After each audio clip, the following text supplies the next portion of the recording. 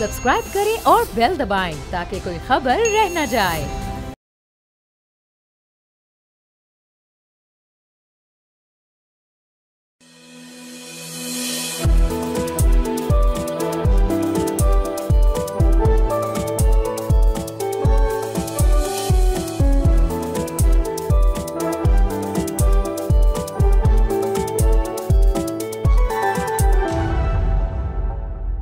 बिस्मिल्लाहिर्रहमानिर्रहीम। अस्सलाम वालेकुम नाज़रीन, प्रोग्राम फ्रंट पेज के साथ मैं हूँ मुइज़्ज़ुर रहमान।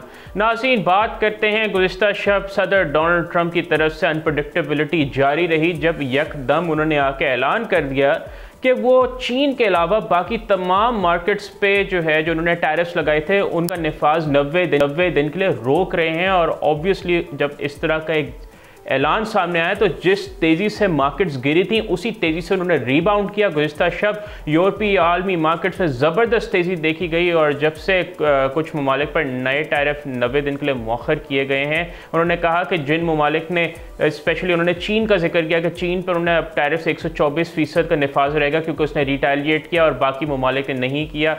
तो ऑब्वियसली फिर उन्होंने जो उन पे निफाज 90 दिन के लिए रोक दिया गया है। बल्कि इनफैक्ट जो डोनाल्ड ट्रंप के फाइनेंस सेक्रेटरी हैं उन्होंने तो ये तक कहा कि अमेरिकी सदर डोनाल्ड ट्रंप की जो पॉलिसी ऑल अलोंग यही थी कि वो ये देखें कि कौन रिटेलिएट करता है और कौन नहीं। उन्होंने चाइना को पकड़ लिया। खैर अब जाके आगे देखते हैं क्या होता है क्योंकि यूएस के जो बॉन्ड यील्ड्स और ट्रेजरी यील्ड्स हैं वो भी ऊपर बहुत ज़्यादा गई हैं और मेनली यही एक वजह थी जब डोनाल्ड ट्रंप कहते थे कि ये टैरिफ्स को बढ़ाने से यूएस का डेट एड्रेस होगा, लेकिन नहीं हुआ ऐसा और जो यील्ड्स हैं यूएस बॉन्ड यील्ड्स वो बतदरीज ऊपर चली गई। और नाज़रीन, जब से ये कल रात में ऐलान सामने आया हमारे पाकिस्तानी वक्त के मुताबिक तो गैर मामूली तेज़ी देखी गई। अगर हम यूरोपियन मार्केट्स का देखें तो उनका आगाज़ ज़बरदस्त तेज़ी के साथ हुआ। जो स्टॉक्स 600 इंडेक्स उसमें 4.9% का इजाफा देखा गया और सबसे ज़्यादा फ़ायदा बैंकिंग, टेक्नोलॉजी और सनती शोबों को हुआ जिन्होंने बिलतरतीब 6.9%, 6.5% और 5.8% की छलांग लगाई। और अगर हम अमेरिकन मार्केट्स की बात करें तो वहां पे तारीखी तेजी देखी गई। S&P 500 इंडेक्स में 9.52% का इजाफा हुआ जो कि दूसरी जंग अजीम के बाद तीसरा सबसे बड़ा इजाफा है। डाउ जोन्स की बात करें तो 7.87% बढ़कर मार्च 2020 के बाद सबसे बड़ी पेशरफ्त हुई। नैस्डैक की बात करें तो 12.16% ऊपर गया। और नाज़रीन, ये नैस्डैक जो जनवरी 2001 के बाद से सबसे बड़ा इजाफा है। अगर हम एशियन मार्केट्स की बात करें तो वहाँ पे भी इसका मुस्बत असर हुआ और वहाँ पे भी फ़िज़ा ऑब्वियसली वहाँ पे एक ठंडी हवा का झोंका है क्योंकि हमने आपको बताया था गुज़िश्ता प्रोग्राम्स में कि एशियन मार्केट्स में बहुत ज़्यादा इसका स्पिल ओवर इफेक्ट हुआ है नेगेटिवली।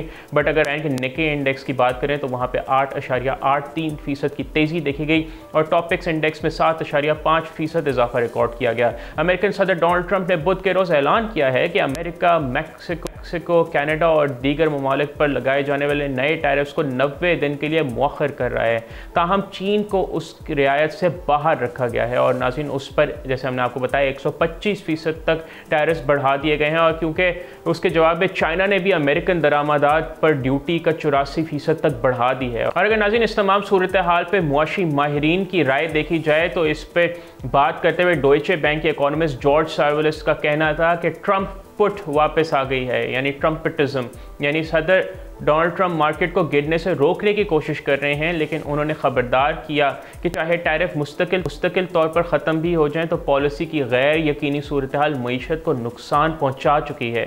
इसी दौरान मारूफ सरमायाकार रे डेलियो ने सदर डोनाल्ड ट्रंप के इक़दाम को सराहा और कहा कि यह तमाम फरीकैन के लिए पॉलिसी पर नज़रसानी का बेहतरीन मौका है। उन्होंने मुतालबा किया कि चाइना के साथ भी मुज़ाकरात के ज़रिए हल निकाला जाए जिसमें चीनी करेंसी यानी RMB की कदर को डॉलर के मुकाबले में बढ़ाया जाए। नाज़रीन, डेनमार्क की शिपिंग कंपनी मार्स्क जो आलमी तजारत की अहम अलामत समझी जाती है उसके शेयर्स में भी 12% का ज़बरदस्त इजाफा रिकॉर्ड हुआ। कंपनी ने पहले ही खबरदार किया था कि ये टैरिफ कलील मुद्दती महंगाई को जन्म दे सकते हैं। नाज़रीन, इसके साथ ही अब हम बात करते हैं सोने की कीमतों में जो इजाफा हुआ आलमी मंडी में। ऑब्वियसली गोल्ड एक ऐसी कमोडिटी है कि जब भी अनसर्टनिटी आती है जो कि बहुत ज़्यादा स्पेशली जनवरी के बाद से, तो बहुत सारे हमेशा इन्वेस्टर्स की सेफेस्ट बेट होती है कि वो गोल्ड में इन्वेस्ट करें, और यही हो रहा है। और इस वजह से सोने की जो कीमतें वो बतदरीज इजाफा होता जा रहा है, स्पेशली जो अमेरिका और चाइना की जो ट्रेड वॉर है। और गुज़िश्ता शब भी यही इजाफा देखा गया कि सोने की कीमत में 0.9% इजाफे के साथ गोल्ड फी डॉलर आउंस $3,110 तक पहुँच गई गोल्ड की कीमत। और अमेरिकन फ्यूचर मार्केट में सोने की जो बेसिकली फ्यूचर कीमत है, यानी जो आगे की जो प्रोजेक्शंस है, वो 1.5% बढ़कर $3,126 फी आउंस तक ये कीमत पहुंच गई है। और नाज़रीन, ये इजाफा अक्टूबर 2023 के बाद सबसे बड़ी यौमिया पेशरफ्त के बाद देखने में आया है। और ऑब्वियसली नाज़रीन, ये गोल्ड की प्राइसेस पे जो इम्पैक्ट है उसका बहुत रोल अमेरिका और चाइना के माबैन जो ट्रेड वॉर में शिद्दत आ गई। ऑब्वियसली डोनाल्ड ट्रंप ने 90 दिन के लिए बाकी ममालिक पर टैरिफ्स को मुअख्खर किया, लेकिन चीन पे 104% से 125% कर दिए टैरिफ्स। एंड जवाब में चीन ने भी अमरीकी अशिया पर 84% टैक्सेस आयद किए हैं। तो ऑब्वियसली इसमें मार्केट में बहुत ज़्यादा बेयकीनी आ गई है। और इसमें कमोडिटी के माहिर विजडम ट्री के माहिर नितेश शाह के मुताबिक दुनिया इस वक्त शदीद बेयकीनी का शिकार है और सोने की कीमतें साल भर में मज़ीद बढ़ने का भी इम्कान है। उन्होंने मज़ीद ये पेशगोई की कि अगले साल के अंदर सोना $3,600 तक पहुंच सकता है, बल्कि $4,000 फी आउंस का भी हदफ नामुमकिन नहीं है।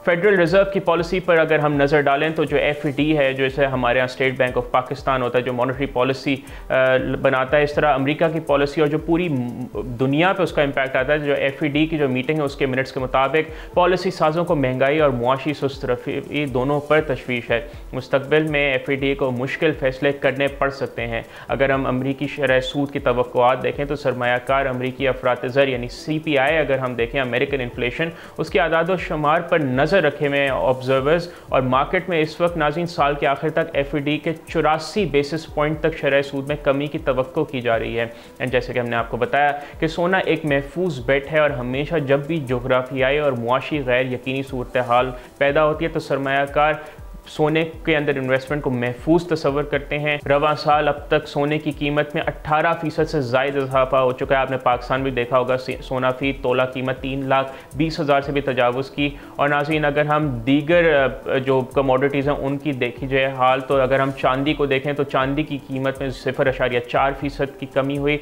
और अब वो $30.88 फी आउंस पर आ गई है। अगर हम प्लैटिनम की बात करें तो प्लैटिनम की वैल्यू में 0.3% कमी हुई और इस वक्त वो फी आउंस $934.70 पे है। अगर हम पलेडियम की बात करें तो उसमें 1.3% की कमी वाक़ई हुई और उस फी आउंस कीमत इस वक्त उसकी $920.79 है। तो नाज़रीन, अभी भी मेरे ख़्याल में gold is a good avenue to invest. जो मारूज़ी हालात तो यही दिखाते हैं कि अनसर्टनिटी का जो बेसिकली आगे इन्वायरमेंट है वो बरकरार रहेगी। इस वजह से गोल्ड में मज़ीद इन्वेस्टर्स इन्वेस्ट करेंगे और जिन्होंने पहले कहा है वो तो काफ़ी ज़्यादा इसके डिविडेंड्स कमा रहे हैं। तो हमने आपको ये मार्केट्स का हवाल दिया। मज़ीद इस पर आगे भी बात करेंगे कि इन टैरिफ्स का पॉलिटिकल एंगल क्या है। हमारे साथ मौजूद होंगे कमर चीमा साहब, लेकिन यहाँ वक्त हुआ जाता है एक ब्रेक का, कहीं नहीं जाएगा, हमारे साथ ही रहिए, देखते रहिए बोल न्यूज़।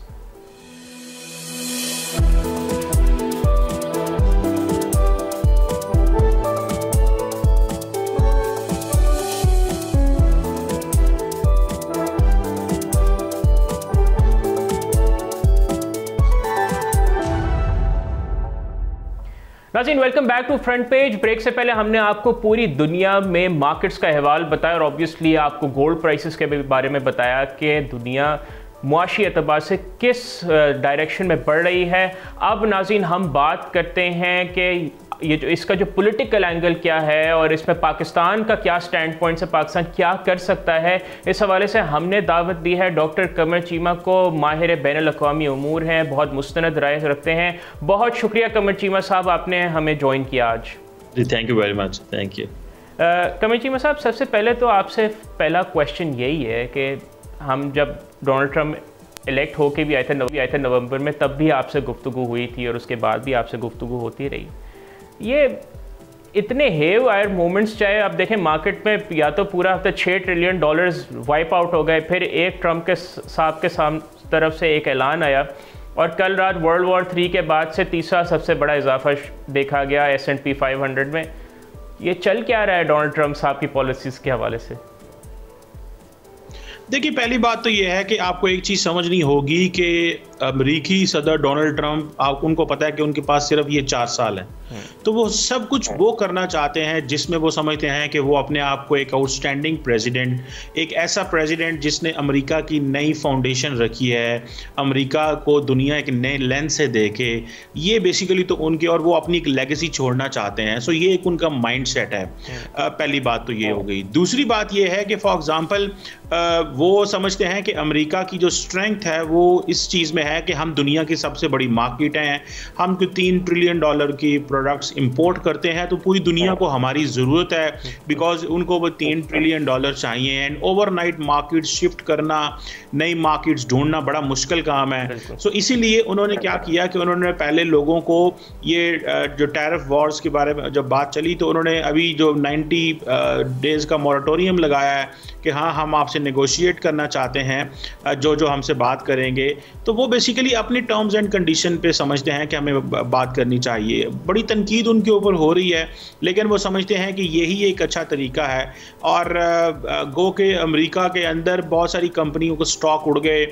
सो वो कह रहे हैं कि जो मार्केट्स जो हैं वो ख़राब नहीं हुई, जो मार्केट्स के जो सेंटिमेंट्स हैं वो थोड़े डिस्टर्ब हुए हैं, तो वो समझते हैं ये सारी चीज़ें ठीक हो जाएंगी, मैन्युफैक्चरिंग दोबारा आएगी। और इसे आप समझ लें कि अब वो चाइना से चीज़ें उठा के इंडिया, इसको हम बोलते हैं friend shoring and home shoring. American ये कह रहे हैं कि प्रोडक्ट्स उठाएं चाइना से और या ले जाएं इंडिया, या उन फ्रेंडली कंट्रीज में जिन पे हम कम टैरिफ लगाएंगे, नेगोशिएट करेंगे, या होम शोरिंग करें और ये सारे के सारे बिजनेसेस जो हैं अमेरिका के अंदर लेके आए, अमेरिका के लोगों को जॉब्स मिलें।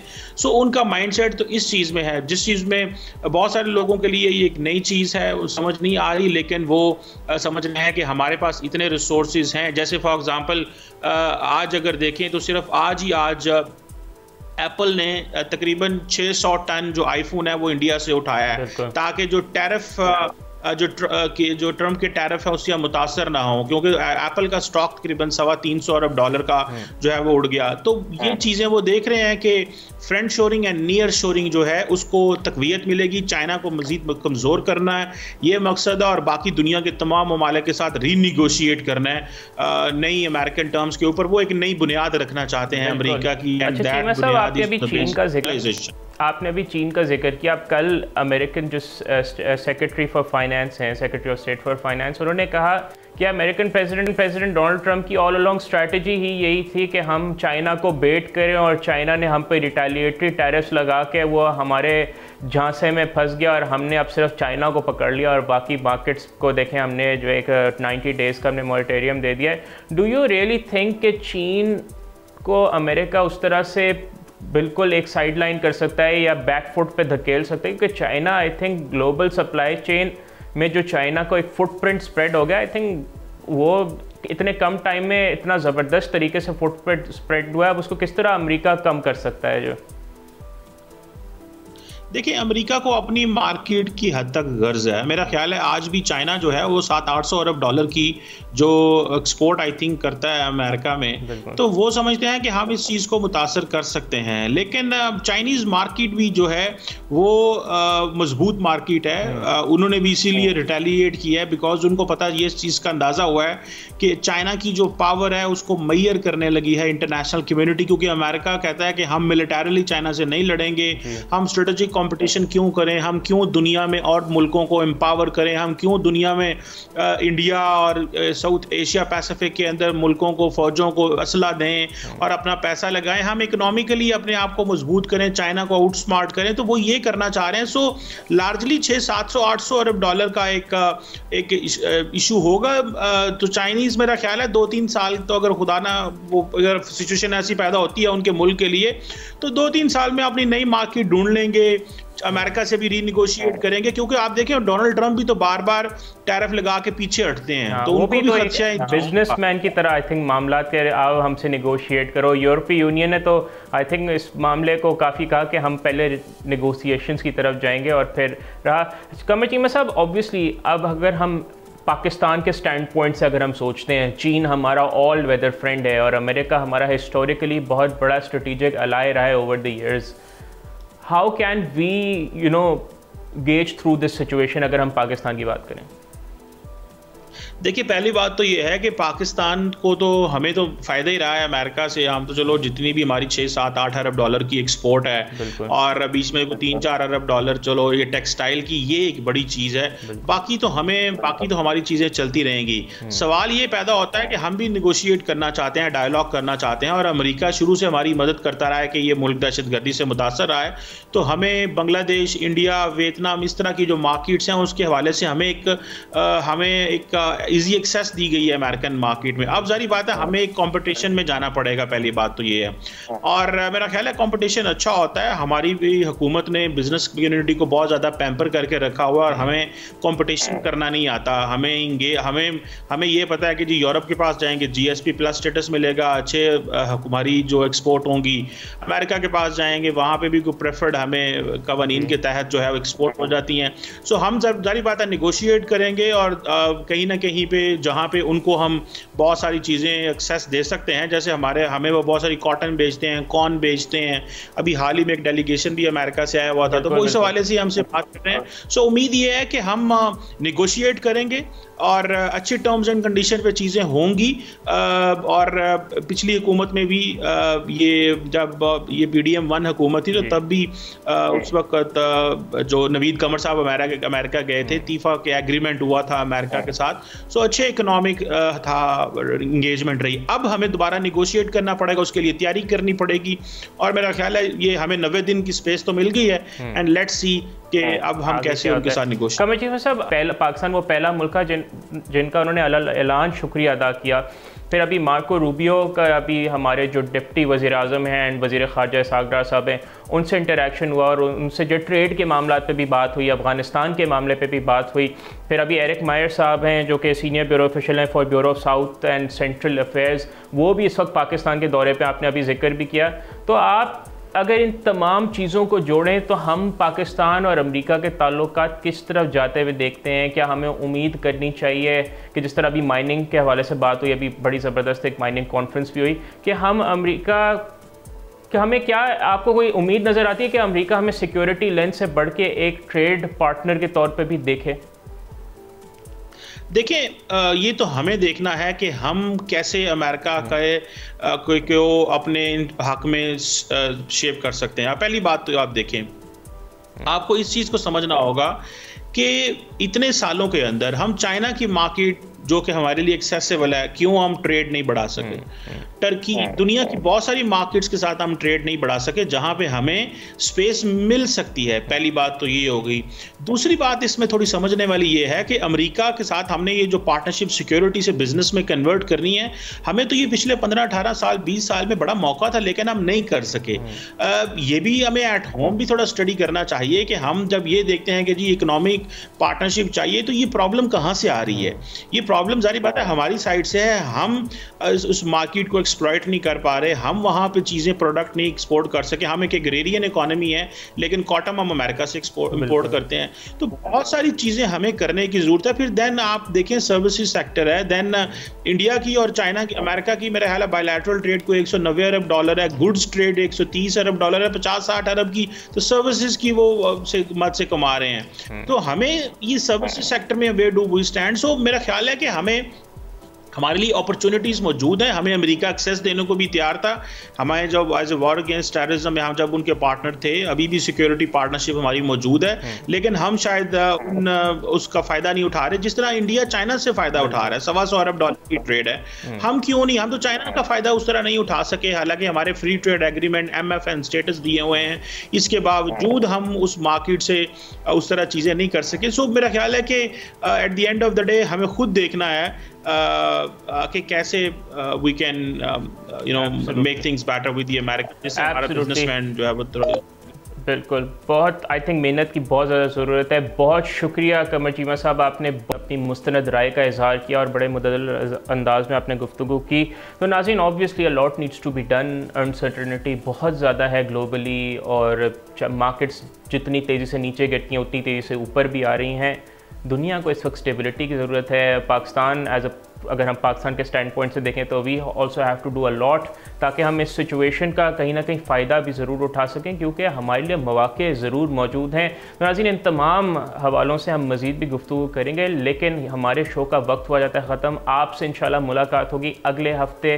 टिल देन अपना बहुत ख्याल रखिएगा। बोल के सोशल मीडिया हैंडल्स पर अपना फीडबैक ज़रूर रिकॉर्ड कीजिएगा। मुझे मुइज़्ज़ुर रहमान को इजाज़त दीजिए। अल्लाह हाफ़िज़।